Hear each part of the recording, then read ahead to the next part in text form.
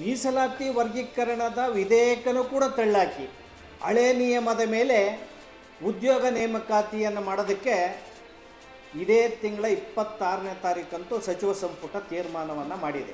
ಉದ್ಯೋಗಾಕಾಂಕ್ಷಿಗಳು ಇಡೀ ರಾಜ್ಯಾದ್ಯಂತ ತುಂಬ ಆಘಾತಕ್ಕೊಳಗಾಗಿದ್ದಾರೆ.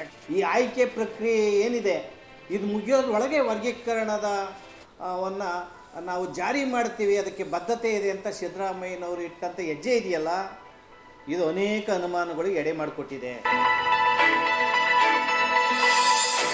101 ಜಾತಿಗಳು ಕಳೆದ 35 ವರ್ಷಗಳಿಂದ ರಾಜ್ಯಾದ್ಯಂತ ಹೋರಾಟವನ್ನು ಮಾಡಿದೆ. ಈ ಹೋರಾಟಕ್ಕೆ ಮಣಿದ ಸುಪ್ರೀಂ ಕೋರ್ಟು 7 ಜನರ ನ್ಯಾಯಾಧೀಶರ ಪೀಠ ಒಳ ಮೀಸಲಾತಿ ವರ್ಗೀಕರಣ ಮಾಡಲಿಕ್ಕೆ ಆದೇಶವನ್ನು ಕೊಡ್ತು. ಆದೇಶವನ್ನು ಕೊಟ್ಟ 1 ವರ್ಷಗಳ ನಂತರ ಸಿದ್ದರಾಮಯ್ಯನವರು ಸನ್ಮಾನ್ಯ ಶ್ರೀ ಮುಖ್ಯಮಂತ್ರಿ ಸಿದ್ದರಾಮಯ್ಯನವರು ಗೌರವಾನ್ವಿತ ನ್ಯಾಯಮೂರ್ತಿ ನಾಗಮೋಹನ್ ದಾಸ್ ಆಯೋಗವನ್ನು ರಚನೆ ಮಾಡಿದರು. ನಾಗಮೋಹನ್ ದಾಸ್ ಜಿಯವರು ತುಂಬ ವೈಜ್ಞಾನಿಕವಾಗಿ ವರದಿಯನ್ನು ತಯಾರು ಮಾಡಿ ಸರ್ಕಾರಕ್ಕೆ ಕೊಟ್ಟರು. ಆ ವರದಿಯನ್ನು ಪರಿಷ್ಕರಿಸಿ ಸಿದ್ದರಾಮಯ್ಯನವರ ಸರ್ಕಾರ ಒಳ ಮೀಸಲಾತಿಯನ್ನು ವರ್ಗೀಕರಣ ಮಾಡಿ ABCಯನ್ನಾಗಿ ಮಾಡಿತು. ವರ್ಗೀಕರಣ ABCಯನ್ನಾಗಿ ಮಾಡಿದಂಥದ್ದು 2 ಸದನಗಳು, ವಿಧಾನಸಭೆ ವಿಧಾನ ಪರಿಷತ್ತು ಅಂಗೀಕರಿಸಿ, ಸಚಿವ ಸಂಪುಟ ಅಂಗೀಕರಿಸಿ, ರಾಜ್ಯಪಾಲರ ಅಂಕಿತ ಆಗಿ ವಿಧೇಯಕ ಕೂಡ ಜಾರಿಯಾಯಿತು. ಇದ್ರವರೆಗೂ ಕೂಡ ಒಳ ಮೀಸಲಾತಿ ವರ್ಗೀಕರಣದ ಪ್ರಕ್ರಿಯೆ ನಡೆದಿಲ್ಲ, ಬರೀ ಕಾಗದ ಪತ್ರದ ಮೇಲೆ ವ್ಯವಹಾರ ಆಗಿದೆ. ಮತ್ತೊಂದು, ಪರಿಶಿಷ್ಟ ಜಾತಿ ಪರಿಶಿಷ್ಟ ವರ್ಗಗಳಿಗೆ ಮೀಸಲಾತಿನ ಹೆಚ್ಚಿಗೆ ಮಾಡೋದಕ್ಕೆ ವಾಲ್ಮೀಕಿ ಸತ್ಯಾನಂದಪುರಿ ಸ್ವಾಮೀಜಿಯವರ ನೇತೃತ್ವದಲ್ಲಿ 1 ವರ್ಷಗಳ ಕಾಲ ಫ್ರೀಡಮಲ್ಲಿ ಧರಣಿಯನ್ನು ನಡೆದು ಪರಿಶಿಷ್ಟ ವರ್ಗಗಳಿಗೆ 3ರಿಂದ 7ರಷ್ಟು, ಪರಿಶಿಷ್ಟ ಜಾತಿಯವರಿಗೆ 15ರಿಂದ 17ರಷ್ಟು ಮೀಸಲಾತಿಯನ್ನು ಹೆಚ್ಚಳ ಮಾಡಿದರು. ಕ್ಯಾಬಿನೆಟಲ್ಲಿ ತೀರ್ಮಾನ ಮಾಡಿದರು. ಆದೇಶ ಕೂಡ ಆಗಿ ಜೀವ ಕೂಡ ಆಯಿತು. ಈಗ ಮೀಸಲಾತಿ ವರ್ಗೀಕರಣದ ವಿಧೇಯಕನೂ ಕೂಡ ತಳ್ಳಾಕಿ ಪರಿಶಿಷ್ಟ ಜಾತಿ ವರ್ಗಗಳಿಗೆ ಕೊಟ್ಟಂತಹ ಶೇಕಡ ಹೆಚ್ಚಿದಂಥ ಮೀಸಲಾತಿಯನ್ನು ಕೂಡ ತಳ್ಳಾಕಿ ಸಿದ್ದರಾಮಯ್ಯನವ್ರ ಸರ್ಕಾರ ಹಳೇ ಪದ್ಧತಿ, ಹಳೇ ಜಾತಿ ಪತ್ರ, ಪರಿಶಿಷ್ಟ ಜಾತಿಯವರ ಜಾತಿ ಪತ್ರದ ಮೇಲೆ, ಪರಿಶಿಷ್ಟ ಜಾತಿ ವರ್ಗಗಳ ಹಳೇ ಜಾತಿ ಪತ್ರಗಳ ಮೇಲೆ, ಹಳೇ ನಿಯಮದ ಮೇಲೆ ಉದ್ಯೋಗ ನೇಮಕಾತಿಯನ್ನು ಮಾಡೋದಕ್ಕೆ ಇದೇ ತಿಂಗಳ 26ನೇ ತಾರೀಕಂತೂ ಸಚಿವ ಸಂಪುಟ ತೀರ್ಮಾನವನ್ನು ಮಾಡಿದೆ. ಉದ್ಯೋಗಾಕಾಂಕ್ಷಿಗಳು ಇಡೀ ರಾಜ್ಯಾದ್ಯಂತ ತುಂಬ ಆಘಾತಕ್ಕೊಳಗಾಗಿದ್ದಾರೆ. ಯಾಕಂದರೆ ಅವರು ಉದ್ಯೋಗ ನೇಮಕಾತಿ ಆಗ್ತಾ ಇಲ್ಲ. ಆ ಉದ್ಯೋಗ ನೇಮಕಾತಿ ಮಾಡೋದಕ್ಕೆ ಬರೀ ನಾಟಕೀಯ ಹೆಜ್ಜೆಗಳನ್ನು ಸಿದ್ದರಾಮಯ್ಯನವ್ರ ಸರ್ಕಾರ ಇಟ್ಟಿದೆ. ಇವ್ರ ಮೇಲೆ ಅವ್ರನ್ನ ಎತ್ಕಟ್ಟೋದು, ಅವ್ರ ಮೇಲೆ ಇವ್ರನ್ನ ಎತ್ಕಟ್ಟೋದು.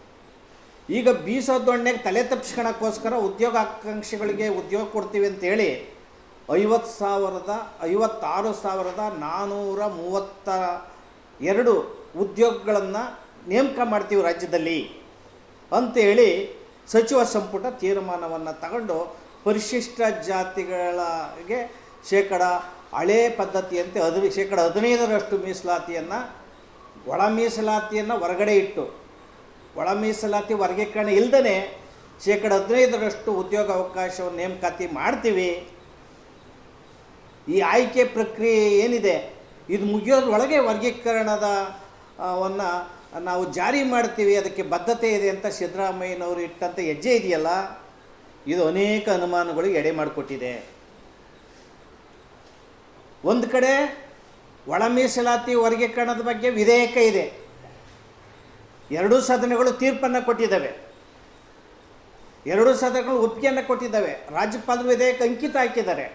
ಇದನ್ನು ಬದಿಗೊತ್ತಿ ಪರಿಶಿಷ್ಟ ಜಾತಿ ವರ್ಗಗಳಿಗೆ ಹೆಚ್ಚಿದಂಥ ಮೀಸಲಾತಿ ಆದೇಶಗಳನ್ನೆಲ್ಲ ಬದಿಗೊತ್ತಿ ಅದನ್ನಾಗಿ ಉಳಿಸ್ಕೊಂಡು ಮತ್ತೊಂದು ತೀರ್ಮಾನವನ್ನು ತಗೊಂಡು ಹಳೇ ಪದ್ಧತಿಯಂತೆ 1995ರಲ್ಲಿ ಮಾಡಿದಂತಹ ಹಳೆ ಪದ್ಧತಿಗಳೇನಿದೆ ಅದರಂತೆ 15% ಉದ್ಯೋಗಗಳನ್ನು ನಾನು ನೇಮಕ ಮಾಡ್ತೀನಿ ಅಂತ ಹೋಗಿರೋದು ಇದೆಯಲ್ಲ, ಇದರ ಹಿಂದೆ ಅನೇಕ ವ್ಯಕ್ತಿಗಳ ಕೈವಾಡ ಮತ್ತು ರಾಜಕೀಯ ಇದೆ. ಏನು ಒಳ ಮೀಸಲಾತಿ ವರ್ಗೀಕರಣದ ವಿರೋಧಿಗಳೇನಿದ್ರು ಉದ್ಯೋಗ ಆಕಾಂಕ್ಷಿ ಯುವಕರನ್ನು ಎತ್ತಿಕಟ್ಟುವಂಥ ಕೆಲಸಗಳನ್ನು ಮಾಡಿ ಸರ್ಕಾರದ ಮೇಲೆ ಒತ್ತಡವನ್ನು ತಗೊಂಬಂದು ಒಂದು ಕಡೆ ಯೂನಿವರ್ಸಿಟಿಗಳಲ್ಲಿ ಬಿಂದು ಪರಿಶಿಷ್ಟ ಜಾತಿಯವ್ರಿಗೆ ವರ್ಗೀಕರಣ ಮಾಡೋದಕ್ಕೆ ಬಿಂದು ವಿವಾದವನ್ನು ಎಬ್ಬಿಸಿದ್ದಾರೆ. ಅಲ್ಲೂ ಕೂಡ ನೇಮಕಾತಿ ಮಾಡೋದಕ್ಕೆ ಬಿಡ್ತಾ ಇಲ್ಲ. ಈ ರೀತಿ ಹಂಚುಂಡಂತಹ ಮನಸ್ಥಿತಿ ಇಲ್ಲದಂತಹ ರೋಗಗ್ರಸ್ತ ಮನಸ್ಥಿತಿಗಳು, ಬಾಬಾ ಸಾಹೇಬ್ ಅಂಬೇಡ್ಕರ್ ಅವರ ಸಂವಿಧಾನ ವಿರೋಧಿಗಳು ಒಳ ಮೀಸಲಾತಿ ವರ್ಗೀಕರಣ ಮಾಡೋದಕ್ಕೆ ಅಡ್ಡಗಾಲನ್ನು ಯಾರು ಹಾಕಿದ್ರು ಅವರೇ ಕೋರ್ಟ್ಗೆ ಹೋಗಿ ಒಳ ಮೀಸಲಾತಿ ವರ್ಗೀಕರಣದ ವಿರುದ್ಧ ಕೋರ್ಟ್ನ ಮೆಟ್ಲೇರಿಸುವಂಥದ್ದು, ಮತ್ತೊಂದು ಕಡೆ ಉದ್ಯೋಗ ಆಕಾಂಕ್ಷಿಗಳನ್ನು ಎತ್ಕಟ್ಟುವಂಥದ್ದು, ಮತ್ತು ಸರ್ಕಾರ ಸಿದ್ದರಾಮಯ್ಯನವ್ರ ಸರ್ಕಾರ ಏನು ರಾಜಕೀಯ ಜಂಗಿ ಕುಸ್ತಿಯಲ್ಲಿರ್ತಕ್ಕಂಥ ಇದೇ ಅವಕಾಶವನ್ನು ಬಳಸಿ ಇಡೀ ಮೀಸಲಾತಿಯನ್ನು ದಿಕ್ಕು ತಪ್ಪಿಸುವಂತಹ ಗೊಂದಲ ತಪ್ಪಿಸುವಂತಹ ಕೆಲಸವನ್ನು ಮಾಡಿದ್ದಾರೆ. ಏನಿವರು ಈಗ ಈ ತಿಂಗಳು 26ನೇ ತಾರೀಕು ತೀರ್ಪನ್ನು ಮಾಡಿದ್ದಾರೆ. ಇದು ಸಂವಿಧಾನದ ವಿರೋಧಿ, ಕಾನೂನು ವಿರೋಧಿ, ಸುಪ್ರೀಂ ಕೋರ್ಟ್ನ ತೀರ್ಪಿನ ವಿರೋಧಿ ಮತ್ತು ಅವೈಜ್ಞಾನಿಕ. ಈ ಅವೈಜ್ಞಾನಿಕ, ಕಾನೂನು ಬಾಹಿರ ಮತ್ತು ಸಂವಿಧಾನ ವಿರೋಧಿ ತೀರ್ಮಾನವನ್ನು ಸಿದ್ದರಾಮಯ್ಯನವ್ರ ಸರ್ಕಾರ ಸಚಿವ ಸಂಪುಟದಲ್ಲಿ ಕೈಗೊಂಡ ತೀರ್ಪೇನಿದೆ, ನೀವು ಉದ್ಯೋಗ ಅವಕಾಶಗಳಿಗೆ ಉದ್ಯೋಗ ಕೊಡೋದಿದ್ದರೆ ಹೈಕೋರ್ಟ್ನಲ್ಲಿರ್ತಕ್ಕಂತಹ ವರ್ಗೀಕರಣದ ಬಗ್ಗೆ ಇರತಕ್ಕಂತಹ ಕೇಸನ್ನು ಕೂಡಲೇ ತ್ವರಿತಗತಿಯಲ್ಲಿ ನ್ಯಾಯಾಲಯದ ಗಮನಕ್ಕೆ ತಗೊಂಬಂದು ಇತ್ಯರ್ಥ ಮಾಡಿ ಕಳಕಳಿಯಿಂದ ಉದ್ಯೋಗಗಳನ್ನು ನೇಮಕ ಮಾಡಬೇಕು. ಈಗಾಗಲೇ 2,85,000 ಉದ್ಯೋಗಗಳು ಖಾಲಿ ಇದ್ದಾವೆ. ಇಷ್ಟು ಉದ್ಯೋಗಗಳು ಖಾಲಿ ಇದ್ದರೂ ಕೂಡ ಒಳೊಳಗೆ ಉದ್ಯೋಗಗಳನ್ನು ಸುಮಾರು 40,000 ಉದ್ಯೋಗಗಳನ್ನು ನೇಮಕ ಮಾಡಿದ್ದಾರೆ. ತರಾತುರಿಯಲ್ಲಿ ಸ್ವೇಚ್ಛಾಚಾರವಾಗಿ 40,000 ಉದ್ಯೋಗಗಳನ್ನು ಬರೀ ರಾಜಕಾರಣಿಗಳ ಹಿಂಬಾಲಕರುಗಳನ್ನು ನೇಮಕ ಮಾಡುವಂಥ ಕೆಲಸವನ್ನು ಮಾಡಿ ಒಳ ಮೀಸಲಾತಿ ವರ್ಗೀಕರಣಕ್ಕೆ ಉಳಿ ಹಿಂಡುವಂಥ ಕೆಲಸವನ್ನು ಮತ್ತು ಆ ಸಾಮಾಜಿಕ ವಿಷ ಕೊಡುವಂಥ ಕೆಲಸವನ್ನು ಸಿದ್ದರಾಮಯ್ಯನವ್ರ ಸರ್ಕಾರ ಮಾಡಿದೆ. ಇವರ ತೀರ್ಮಾನ ಏನು ಸಚಿವ ಸಂಪುಟದಲ್ಲಿ ಕೈಗೊಂಡಿದ್ದಾರೆ, ಒಳ ಮೀಸಲಾತಿ ವರ್ಗೀಕರಣವನ್ನು ತಳ್ಳಿ ಹಾಕಿ ನೇಮಕಾತಿ ಪ್ರಕ್ರಿಯೆಯನ್ನು ಪ್ರಾರಂಭ ಮಾಡ್ತೀವಿ ಅಂತ ಹೇಳಿ ಹೊರಟಿದ್ದಾರಲ್ಲ, ಇದನ್ನು ಸಂಪೂರ್ಣವಾಗಿ ಕರ್ನಾಟಕ ದಲಿತ ಸಂಘರ್ಷ ಸಮಿತಿ, ರಿಪಬ್ಲಿಕನ್ ಪಾರ್ಟಿ ಆಫ್ ಇಂಡಿಯಾ ನಾವು ತೀವ್ರವಾಗಿ ಖಂಡನೆ ಮಾಡ್ತಾ ಇದ್ದೇವೆ. ಮತ್ತು ಕಾಂಗ್ರೆಸ್ ಸರ್ಕಾರ ಇದೇ ನಡೆಯನ್ನು ಮುಂದುವರಿಸಿದರೆ ಮುಂದಿನ ಚುನಾವಣೆಯಲ್ಲಿ ನೀವು ನೆಲ ಕಚ್ಚೋಗ್ತೀರಿ, ಸೋಲಿಸ್ತೀವಿ ಅನ್ನೋ ಮಾತನ್ನು ಹೇಳೋದ್ರ ಮೂಲಕ ಧಾರವಾಡದಲ್ಲಿ ಗೋ ಬ್ಯಾಕ್ ಮಾಡೋದಲ್ಲ. ಈಗ ನೀವು ಬರ್ರಿ ಶಾಸಕರು, ಯಾವ ಜಿಲ್ಲೆಗನ ಬರ್ರಿ, ತಾಲೂಕನ ಬರ್ರಿ, ನಿಮಗೆ ನಾವು ಕಪ್ಪು ಔಟ ಪ್ರದರ್ಶನ ಮಾಡೋದಲ್ಲ, ನಿಮ್ಮ ಬಟ್ಟೆಗಳನ್ನು ಅರಿಯೋದ್ರ ಮೂಲಕ ನಿಮ್ಮನ್ನು ವಾಪಸ್ ಕಳಿಸ್ತೀವಿ. ಮತ್ತು ಯಾವುದೇ ಸಭೆ ಸಮಾರಂಭಗಳನ್ನು ನೀವು ಮಾಡೋಕ್ಕೆ ಬಿಡಲ್ಲ. ರಾಜ್ಯದಲ್ಲಿ ಈ ಜನವರನ್ನು ತುಂಬ ತೀವ್ರಗತಿಯಲ್ಲಿ ನೀವು ಭಾಳ ನೋವಿನಿಂದ ನೀವು ಅವರಿಗೆ ನೋವನ್ನು ಕೊಟ್ಟಿದ್ದೀರಿ, ಆಘಾತವನ್ನು ಕೊಟ್ಟಿದ್ದೀರಿ, ಅಸಮಾಧಾನವನ್ನು ರಾಜ್ಯದಲ್ಲಿ ಉಂಟು ಮಾಡಿದ್ದೀರಿ. ಆದ್ದರಿಂದ ನಿಮ್ಮ ಕಾಂಗ್ರೆಸ್ ಸರ್ಕಾರದ ಶಾಸಕರು, ಸಚಿವರು, ಮುಖಂಡರುಗಳು ರಾಜ್ಯದಲ್ಲಿ ಎಲ್ಲೂ ಸಭೆಗಳು ಮಾಡೋಕ್ಕೆ ಬಿಡಲ್ಲ. ಹಿಂದೆ ಏನು ನಿಮ್ಮನ್ನು ಸೋಲಿಸೋ ಅಂಥ ಕೆಲಸವನ್ನು ಮಾಡಿದ್ವಿ.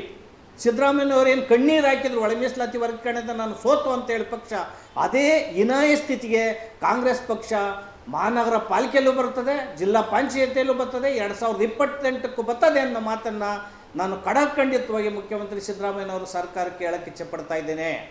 ಜೊತೆಗೆ ಏನು ಒಳ ಮೀಸಲಾತಿ ವಿರೋಧಿಗಳು ಏನಿದ್ದಾರೆ, ಈ ಬಡವರ ವಿರೋಧಿಗಳೇನಿದ್ದಾರೆ ಮತ್ತು ನಿರುದ್ಯೋಗಿಗಳ ವಿರೋಧಿಗಳೇನಿದ್ದೀರಿ, ಅವರು ಸರ್ಕಾರದಲ್ಲಿ ತುಂಬ ಮುಖ್ಯ ಹುದ್ದೆಗಳನ್ನು ತುಂಬಿದ್ದೀರಿ. ಅತ್ಯಂತ ಜವಾಬ್ದಾರಿಯುತವಾಗಿ ಮುಖ್ಯಮಂತ್ರಿ ಸಿದ್ದರಾಮಯ್ಯ ನಡ್ಕೊಬೇಕಾಗಿತ್ತು. ನೀವು ಕಾಂತರಾಜ್ ವರದಿ ಆಯೋಗವನ್ನು ಜಾರಿ ಮಾಡಲಿಲ್ಲ. ಅಹಿಂದ ವರ್ಗಕ್ಕೂ ಕೂಡ ತೀವ್ರ ಅನ್ಯಾಯ ಮಾಡಿದಿರಿ.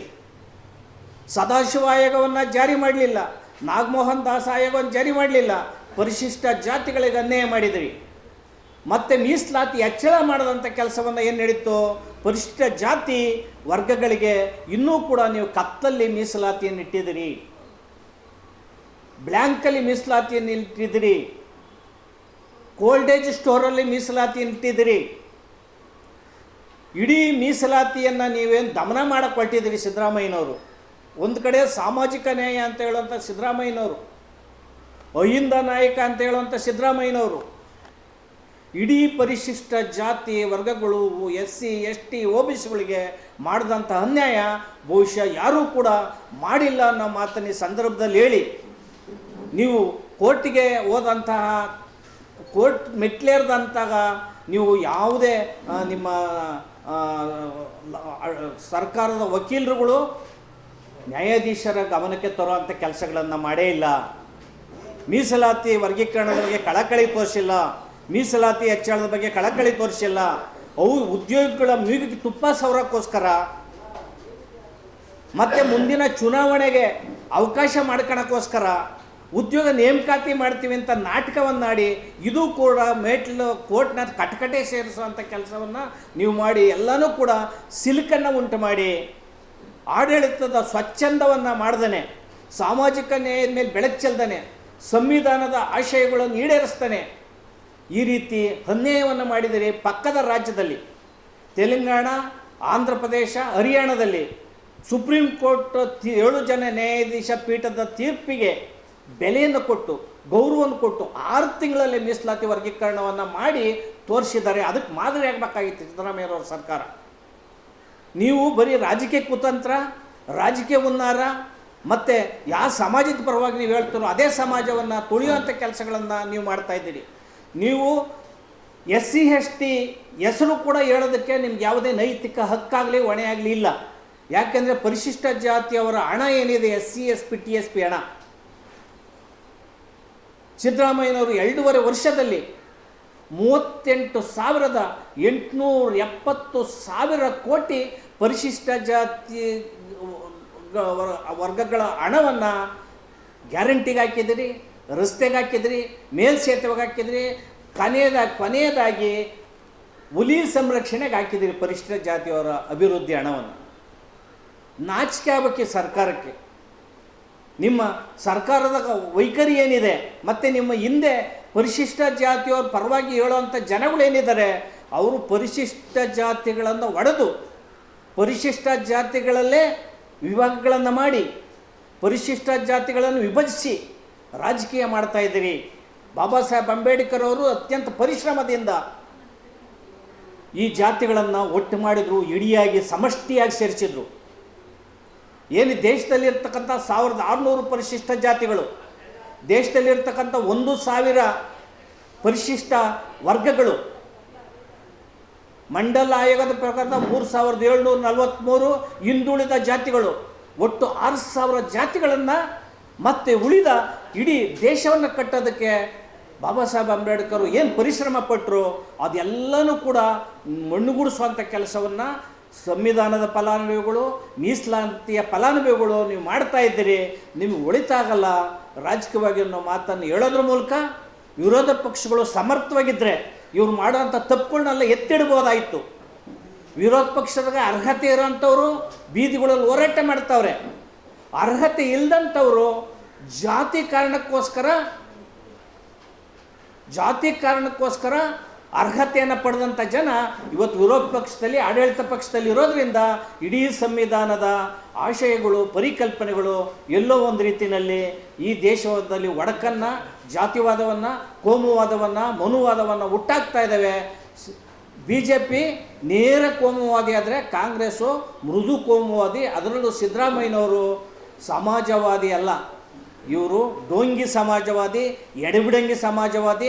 ನಿಮಗೇನಾದರೂ ಬದ್ಧತೆ ಇದ್ದರೆ, ನಿಮಗೆ ಕಾಂಗ್ರೆಸ್ಗೆ 35-36 ಶಾಸಕರ ಬೆಂಬಲ ಇದೆ, ಅದರ ಬದ್ಧತೆ ಇಲ್ಲ. ಜನರ ಕೆಲಸ ಮಾಡೋ ಕಳಕಳಿ ಇಲ್ಲ. ಈ ರೀತಿಯ ಕಾನೂನು ಬಾಹಿರವಾಗಿ, ಸಂವಿಧಾನ ಬಾಹಿರವಾಗಿ, ಅವೈಜ್ಞಾನಿಕವಾಗಿ ಅನೇಕ ವಿಚಾರಗಳಿದ್ದಾವೆ.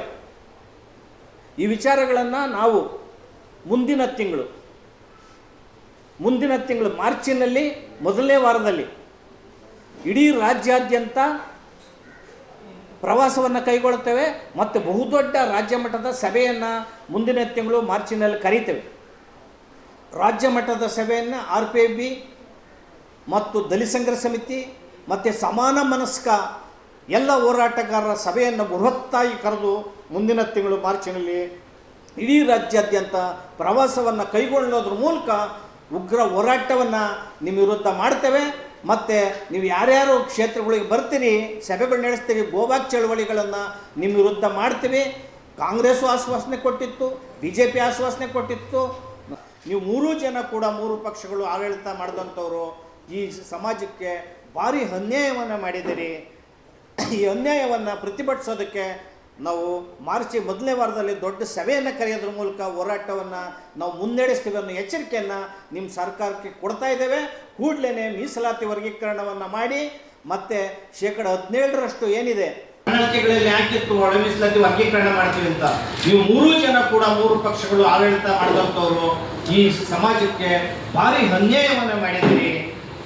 ಈ ಅನ್ಯಾಯವನ್ನು ಪ್ರತಿಭಟಿಸೋದಕ್ಕೆ ನಾವು ಮಾರ್ಚ್ ಮೊದಲನೇ ವಾರದಲ್ಲಿ ದೊಡ್ಡ ಸಭೆಯನ್ನು ಕರೆಯೋದ್ರ ಮೂಲಕ ಹೋರಾಟವನ್ನು ನಾವು ಮುನ್ನಡೆಸ್ತೀವಿ ಅನ್ನೋ ಎಚ್ಚರಿಕೆಯನ್ನು ನಿಮ್ಮ ಸರ್ಕಾರಕ್ಕೆ ಕೊಡ್ತಾ ಇದ್ದೇವೆ.